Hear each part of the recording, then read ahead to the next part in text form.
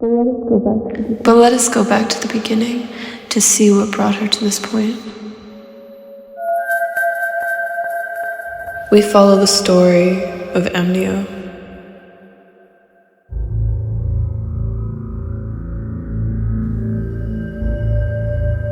She, young like, grew impoverished and unfortunate, such that her early years were littered not with frolicking or child life, but with survival and dare.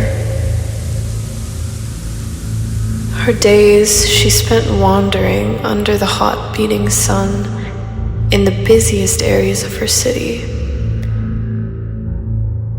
She stole things to get by and became a quite keen and devious soul, moving sneakily throughout the world and never standing out too strongly. Wherever she went, she was looking. Wherever she wasn't, silence existed.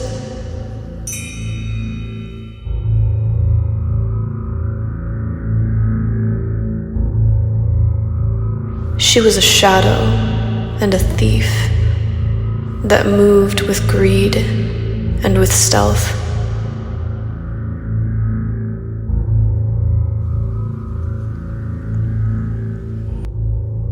But she wasn't just a thief. She was very smart and didn't even know it.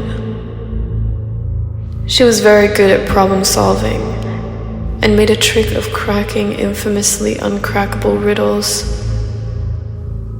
She had this talent which she did not even have a word for, that whenever a stranger soul did something dishonest or treacherous, she would be able to, in a matter of days, figure out who it was and why, with flying colors of accuracy.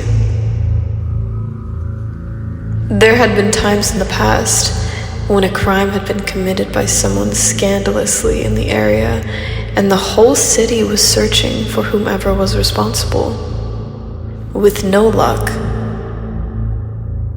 She, however, needed only a moment or two to know for sure the whom behind and why.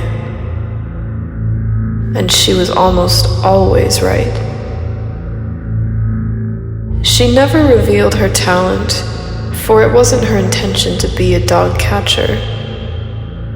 There were always whispers in the city of a certain room which had been lost to time. They said it was filled with objects of unbearable value and wealth from all over the world and countries which no longer had names. Its name, the Vault of Niiheledra. She had heard of it and never taken interest. There was something about those who sought its discovery that reeked of low self-esteem, as if they were filling their life with the desire of one which does not want them back. She never cared enough to be interested. She had everything she needed, and saw no point in acquiring excessive wealth, until one day when someone changed her mind. Silveste was a man born into a lineage of avid searchers. This was hardly unusual. There were some families like his whose collective inheritance was the Niiheledra obsession. All of his ancestors consecutively dedicated their life to finding the vault. His father had spent his whole life searching, and so would he. It was at this time that Silveste and Amniioe met. The two became friends in a sort of symbiotic relationship. Amniioe would spy on all who were searching for the vault to give Silveste his lead and desired upper hand, and in return, she was well paid and still cared nothing for the room itself. She lifted not a single finger to reveal its unstepped tracks. though she had every piece of the puzzle at her fingertips.